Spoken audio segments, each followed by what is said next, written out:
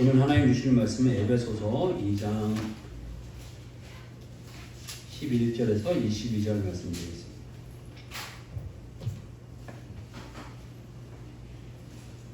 에베소서 2장 11절에서 22절 말씀입니다. 한 절씩 교독하겠습니다. 그러므로 생각하라. 너희는 그때의 육체로는 이방인이요 손으로는 육체에 행한 할례를 받은 무리라 칭하는 자들로부터 할례를 받지 않은 무리라 칭함을 받는 자들이라. 그때 너희는 그리스도 밖에 있었고 이스라엘 나라 밖의 사람이라. 약속의 언약들에 대하여는 외인이요 세상에서 소망이 없고 하느님도 없는 자이더니 이제는 전에 멀리 있던 너희가 그리스도 예수 안에서 그리스도의 피로 가까워졌느니라.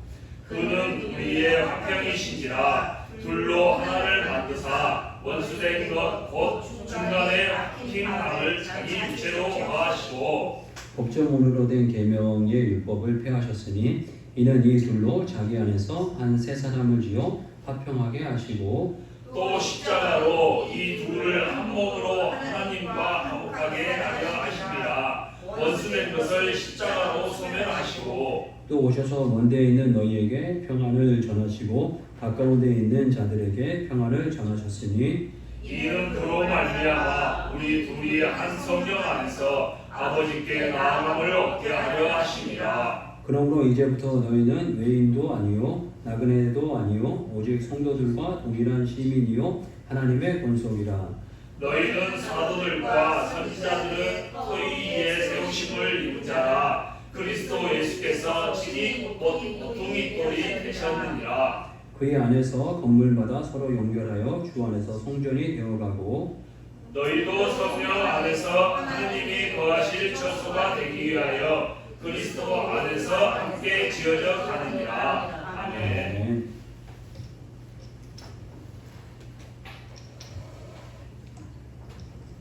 네, 이제 바울은 그 에베소 사람들에게 우리가 이제 함께 지어져 간다라는 이제 의미로 이제 말씀을 그 2장은 이제 마무리를 지어주고 계신데, 함께 지어져 가게 될 때 먼저 너희들이 이전에 어떤 사람이었는지를 다시 되새겨 볼 것에 대해서 말씀해주고 있습니다.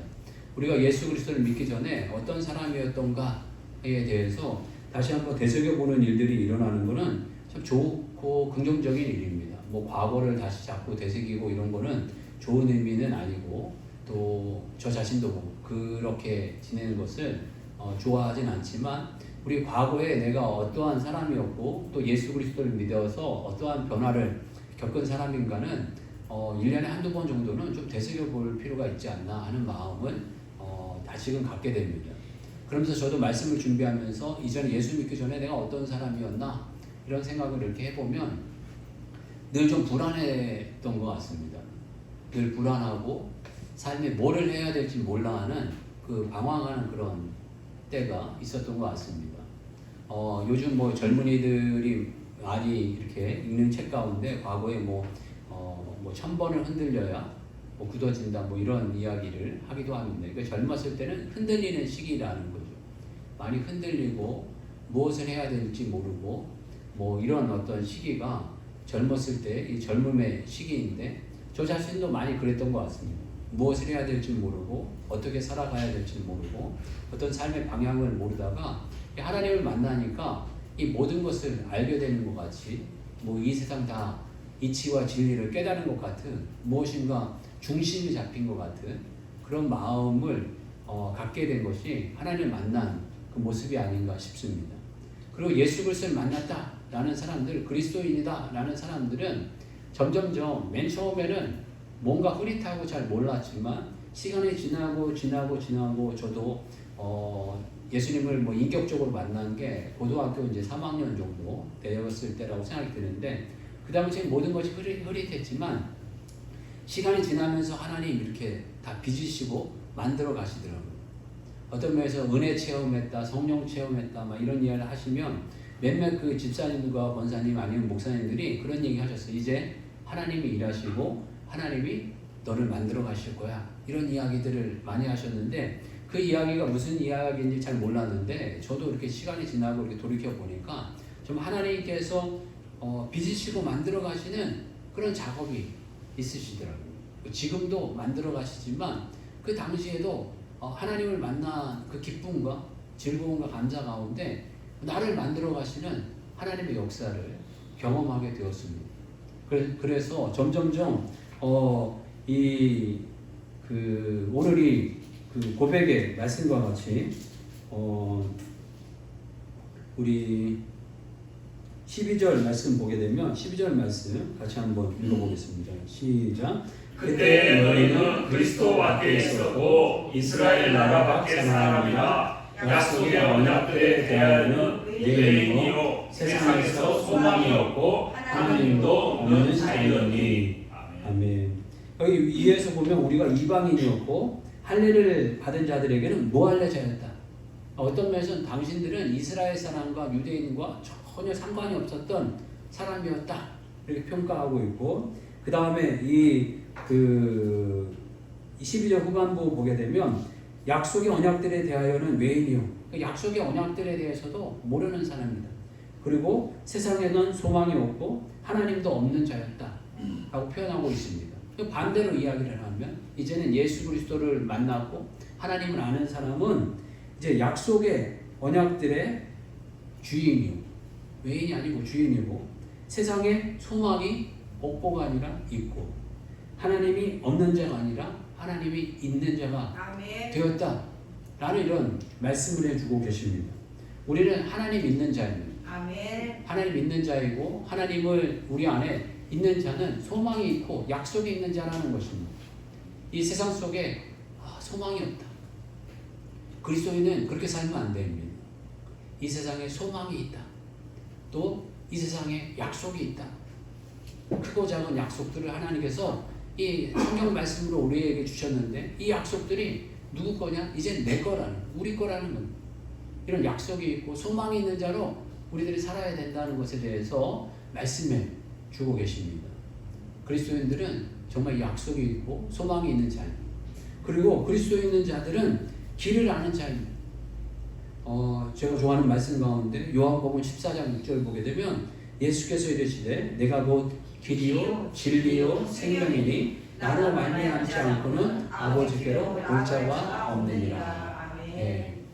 이 우리 맨 먼저 예수님께서 말씀하실 때 내가 곧 길이요 진리요 생명이니 말씀하고 계십니다. 우리 그리스도를 믿는 사람은 길을 아는 자입니다. 우리는 어디서 왔고 어디로 가고 있고 어디로 갈 것인가를 분명히 아는 사람입니다. 세상 사람들은 길을 모르는 사람입니다. 길을 몰라 방황하고 무엇인가 열심히 살고 최선을 다해 살지만 길을 몰라 방황하는 모습이 이 세상 사람들의 모습이다 라고 이야기합니다. 한국 사람들 정말 열정이 있고 똑똑하고 하여간 여러 가지 좋은 것들이 많다 이야기를 합니다.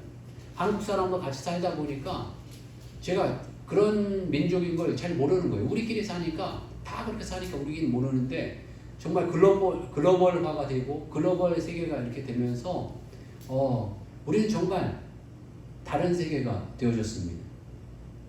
다른 세상이 되어져 있고, 또 우리가 어떤 사람이라는 걸 새삼 느끼게 됩니다. 얼마 전에 칸에서 송강호라는 이 배우가 나무주연상을 받으면서 마지막에 이렇게 인사를 했는데, 제가 마지막 그 인사가 정확하진 않지만 이런 의미였다고 이렇게 이야기를 하면 여러 가지 이제 감사 인사를 쭉 했습니다. 여러 가지 감독도 감사하고 배우들도 감사하고 특히 가족들이 함께 와서 가족들에게 감사하다 이렇게 표현을 하면서 맨 마지막에 무슨 이야기를 하면 한국은 멈출 수 없는 도시다. 날마다 변하고 있고 날마다 발전하고 있고 빨리빨리 움직이는 도시이기 때문에 내가 이 칸의 나무주연상을 받고자 내가 배우한 거 아니고 여기에서 만족하면은 이 한국에서는 살아남을 수가 없다. 한국에 이렇게 변화하고 발전되는 이런 어떤 혁신적인 모습 때문에 내가 이 자리에 서 있고 앞으로도 그럴 거다. 이런 이야기를 이렇게 하면서 인사를 마무리하게 됐습니다. 그러니까 사람들이 대단히 충격을 많이 받은 것 같아요. 그 배우들이 많이 충격을 받고 한 1분간 아무 소리가 않고 침묵이 일어나다가 많은 사람들이 기립하면서 박수를 쳐줬다 이런 이야기를 하더라고요. 그러니까 한국 사람들은 이렇게 뭔가 새로운 어떤 변화에 대한 이 도전에 대한 이런 모습들이 있다는 거죠. 이것이 나쁜 모습이기보다는 좋은 모습이긴 한데 문제는 뭐냐 하면 길을 모른다 이런 이야기를 합니다. 열심히 막 하는데 내가 어디서 왔고 어디로 가는지 모르는 그러한 모습이 있다 라는 것입니다. 그런데 이 그리스도인들은 길을 아는 자다 라고 이야기를 합니다. 우리들이 가는 길은 마태복음 7장 13절 14절 보게 되면 좁은 문의 길이다 라고 이야기합니다. 한번 이게 찾아보겠습니다. 마태복음 7장 13절에서 14절 말씀입니다. 마태복음 7장 13절 14절.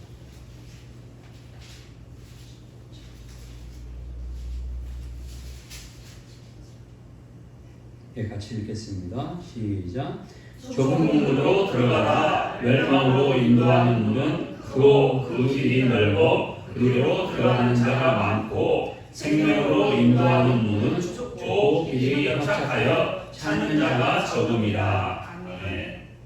우리들이 가는 길은 세상 사람들 보기에는 좁고 길이 협착하다 라고 이렇게 표현하고 있습니다. 그리고 멸망으로 가는 길은 크고 그 길이 넓어 그리로 들어가는 자가 많다 라고 이렇게 표현하고 계십니다.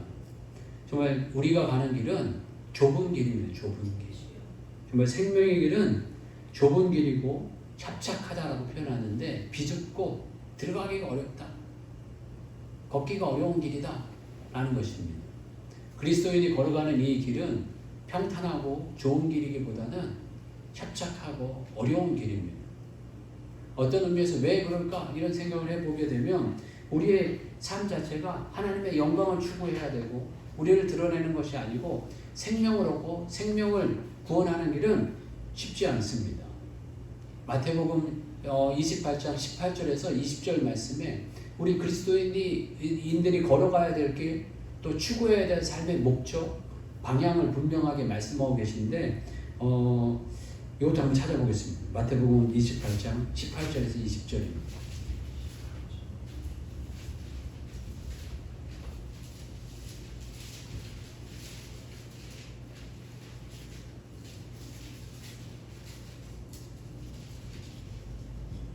예, 같이 한번 읽겠습니다. 이것도. 자, 시작.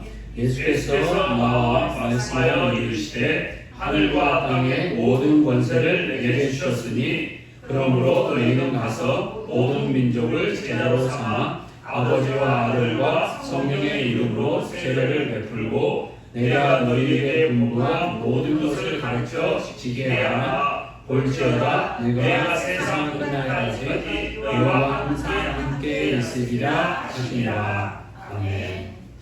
너희는 가서 모든 민족을 제자로 삼아 라고 표현하고 계십니다.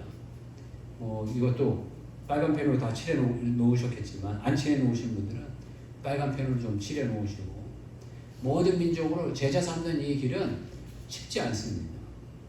우리가 자녀를 낳아서 자녀를 길러보고 키우는 이 일들이 쉽지 않은 일이듯이 정말 이 제자를 낳고 제자를 세워간다는 건 참 쉽지 않은 일인 것 같습니다. 좁은 문의 길이고 좁은 길입니다.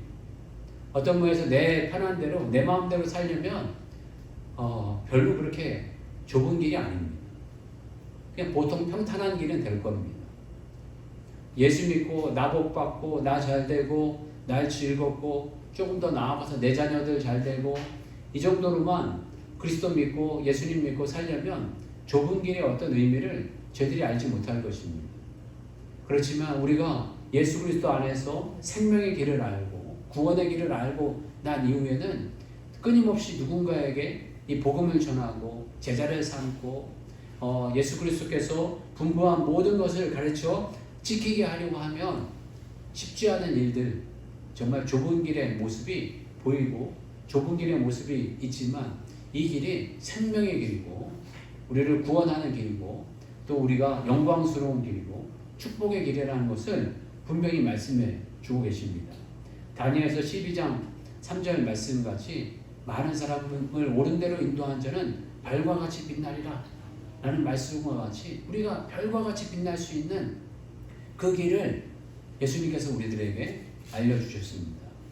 참으로 우리가 예수 그리스도를 믿기 전에 우리가 어떠한 사람이었는가를 우리가 잘 기억하고, 또한 그 안에서 예수 그리스도를 믿은 다음에 우리가 어떠한 길을 걸어가야 되는가를 저희들이 잘 알고 그 길을 따라서 한 걸음 한 걸음 나아가는 종들이 되시길 주님 축복합니다. 그리고 이 두 번째로서는 이 예수 그리스도로 말미암아서 일어난 변화에 대해서 이야기하고 있는데요. 우리 16절 말씀 보게 되면 제가 그냥 읽겠습니다. 또 십자가로 이 둘을 한 몸으로 하나님과 화목하게 하심이라. 원수된 것을 십자가로 소멸하시고 라고 표현하고 있습니다.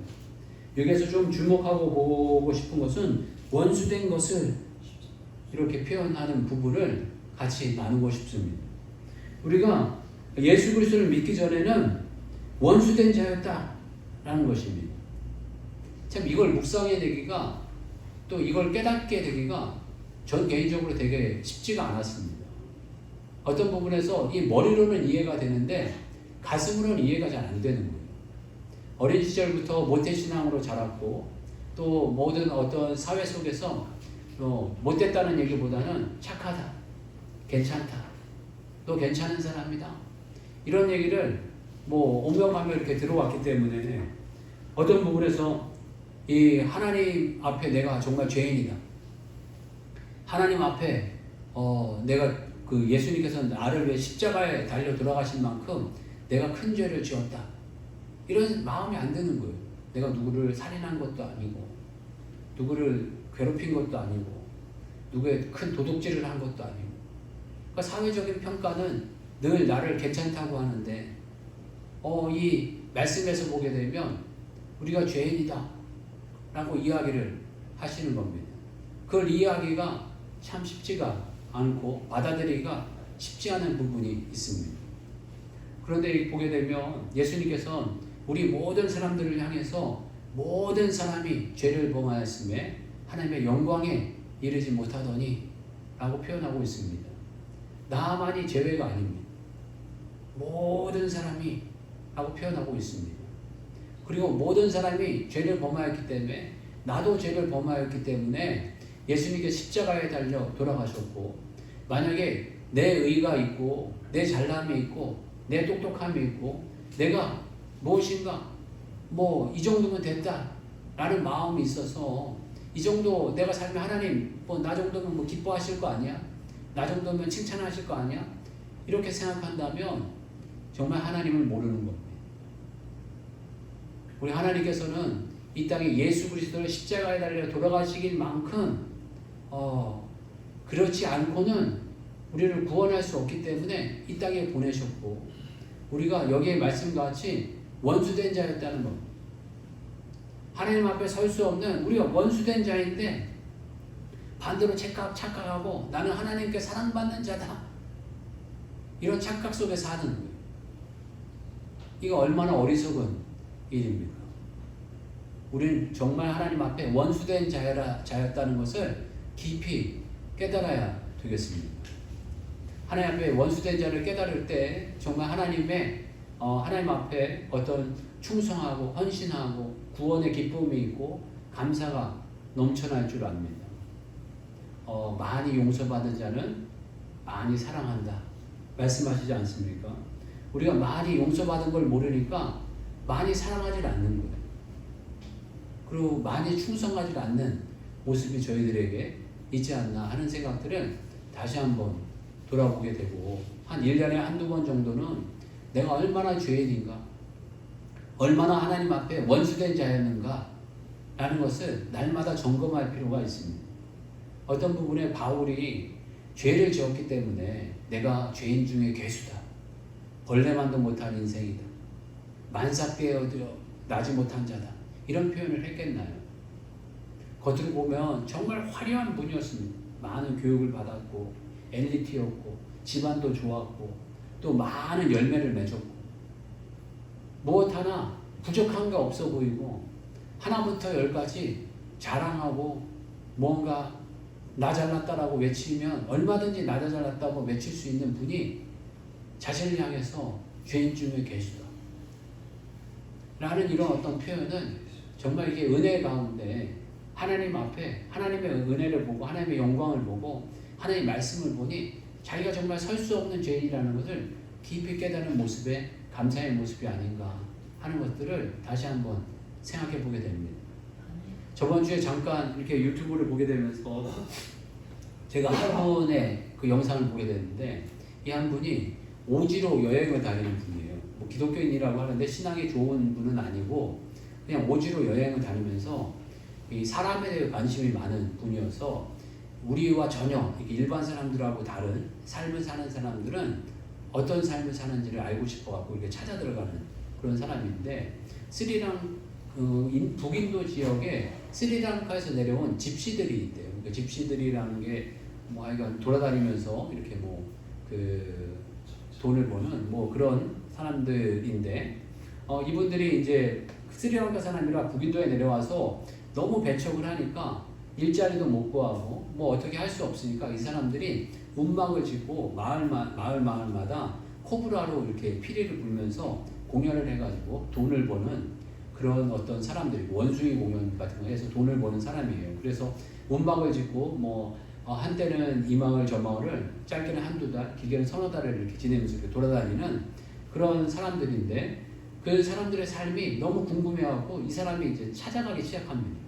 그래갖고 며칠을 거쳐서 이렇게 막 찾아가는데 한 20년 전에 이제 그걸 보고 이 사람이 찾아간 거거든요. 20년 전에 한국의 다큐멘터리 영상을 보고 이제 그 북인도 지역에서 이렇게 찾아가는데 찾아가는 길 자체가 너무 험한 거예요. 보니까 그 막 이렇게 산골짜기로 들어가고 아무래도 이 인도 사람들이 이 사람들을 정착을 못하게 하니까 밀려가지고 산골짜기로 이제 들어가게 된 상황이. 산골짜기로 들어가서 골짜기 물어 막 이 사람들이 많이 산다는 뭐 이 지역을 갔다가 이 지역에 갔더니 20년 전이라 이젠 집시들이 없고 다 이제 정착하게 됐다.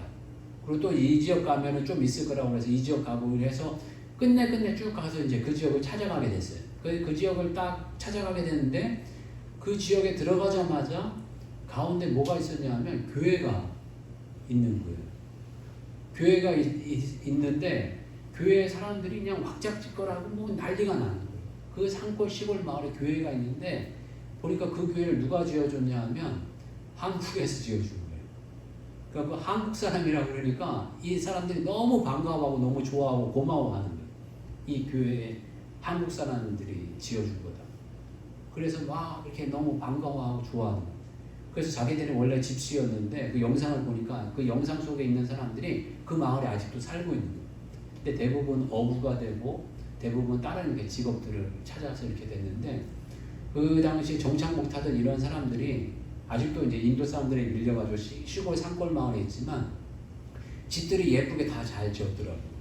뭐 아주 좋게는 아니지만 그래 시골 마을 같이 예쁘게 잘 지어졌고 이분이 하는 얘기가 무슨 얘기를 하냐면 원래는 자기들이 술, 담배, 마약 이런 거에 취해가지고 이 마을이 형편없었대요. 없어졌는데 이 예수님을 믿게 되면서 이 마을이 변하게 됐대요.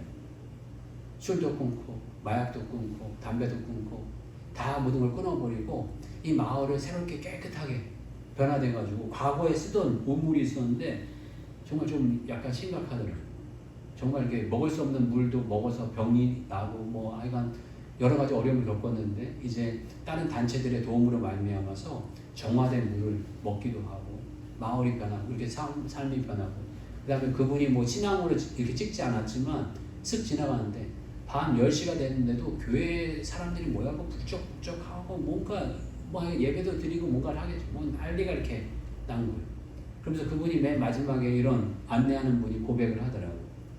우리가 이렇게 마을이 변했는데 우리의 마을에 소원이 있는데 소원에 자기네들은 이렇게 돌아다니면서 공연하면서 푼돈 벌어서 살았지만 자기의 자녀들은 이 마을에 학교가 생겨서 이제는 그 사회로 진출해서 이 공무원도 되고 반듯한 직장도 얻어서 살 수 있는 마을이 되는 게 자기의 꿈인데 하나님께서 그렇게 하실 것 같다 라고 이렇게 이야기를 하더라고요. 참 그 모습을 보게 되면서 여러 생각이 들었어요. 우리 시대에 우리 어렸을 때 보게 되면 제 어린 시절 때 부모님이 은혜 받을 때 보게 되면 제 부모님이 현신의 권사님한테 은혜를 받았거든요.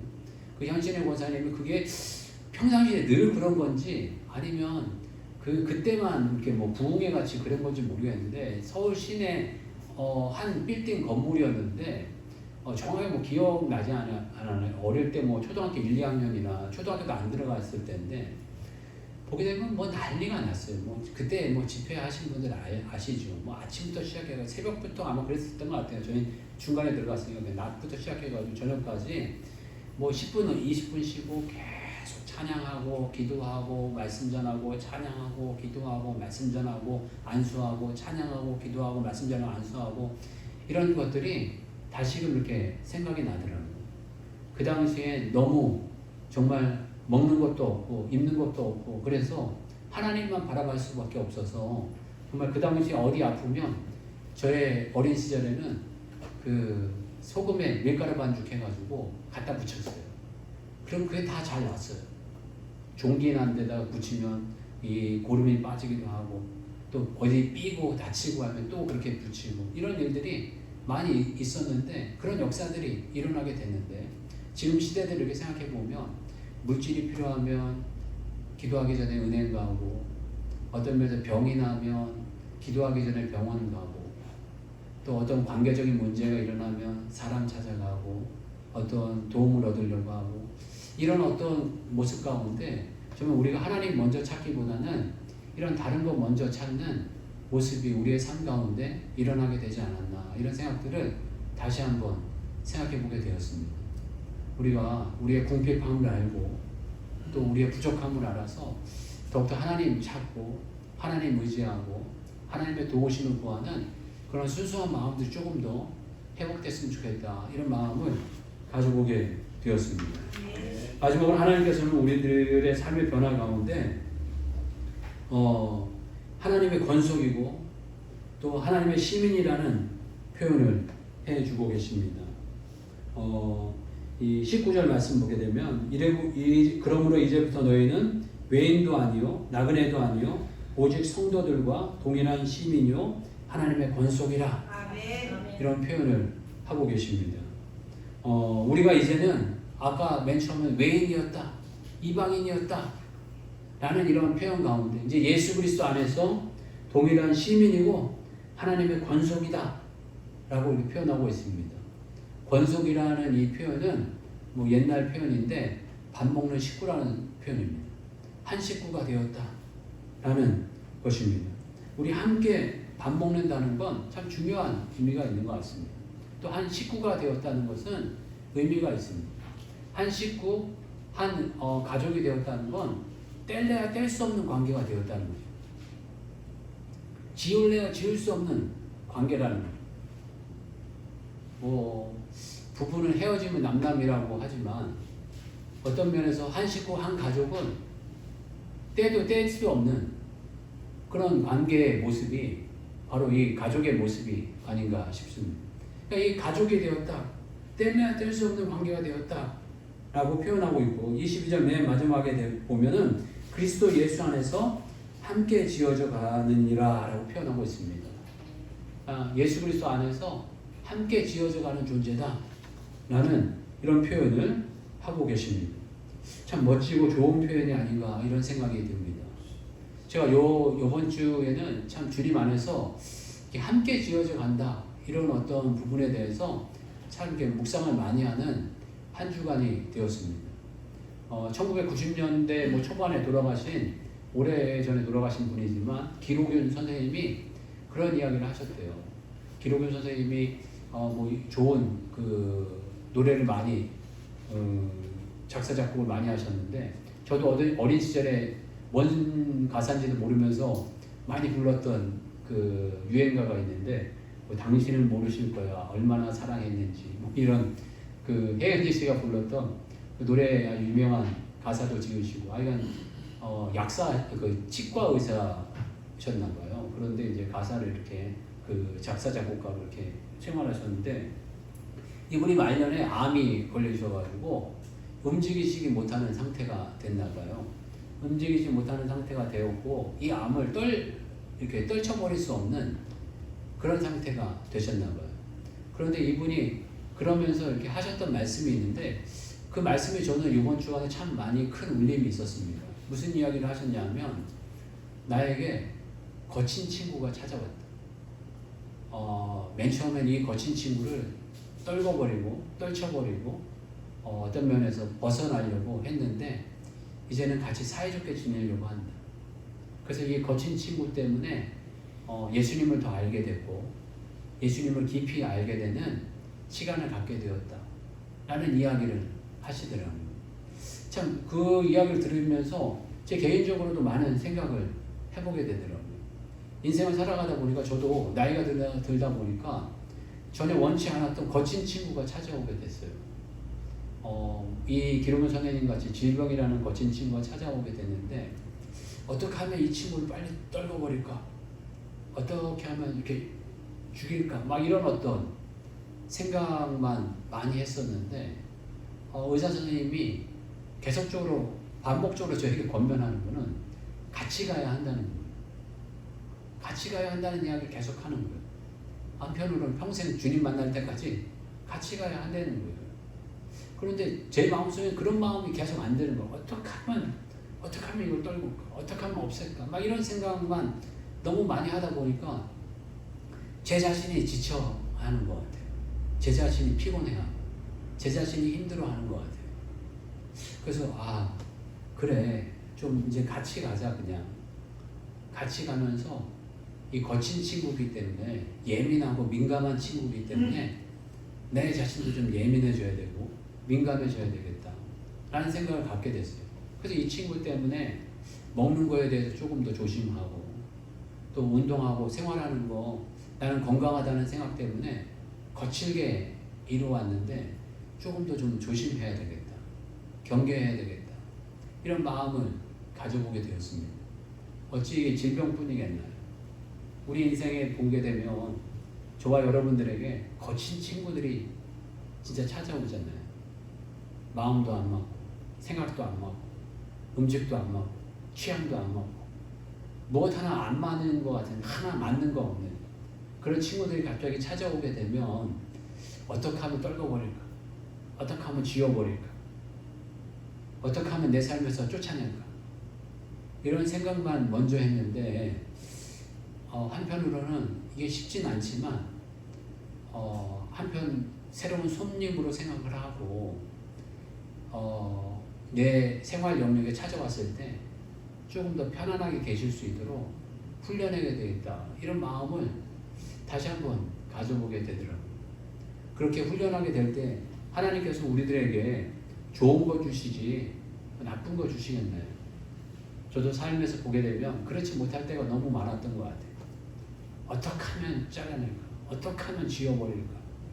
라고 표현하고 있는데 그리스도 안에서 한 식구면 권속이다 라고 표현하고 있습니다. 한 식구다. 떼어내야 떼어낼 수 없는 사람들이다. 어떤 면에서 주님 만나고 한 번 만났으면 그냥 1년, 2년 만나고 10년, 20년 만날 게 아니라 예수 그리스도 안에서는 영원히 만나야 돼. 나도 영생하지만 그도 영생할 영원히 만나야 될 영생의 관계인데 참으로 주님 안에서 좋은 관계, 아름다운 관계를 맺어가려고 서로 간에 노력해야 되겠다. 이런 마음들 다시 한번 가져보는 한 주간이 되었습니다. 함께 지어져 간다 라고 말씀하고 계십니다. 정말 저희들이 함께 지어져 가기 위해서 과거를 한번 돌아보고 우리의 죄인됨을 깊이 깨달으면서 또 주신 관계들 어떠한 관계들이든지 간에 소중하게 생각하고 감사하면서 잘 받고 그 가운데 진국을 우려내는 저와 여러분 되시길 주의 이름 축복합니다. 같이 한번 기도하겠습니다. 기도할 때 정말 오늘 주신 말씀들 기억하시고 허락해 주신 관계들 가운데 진국을 우려내는 인생들이 되게 해달라고 같이 한번 기도하겠습니다. 주여 한번 외치고 같이 기도하겠습니다. 주여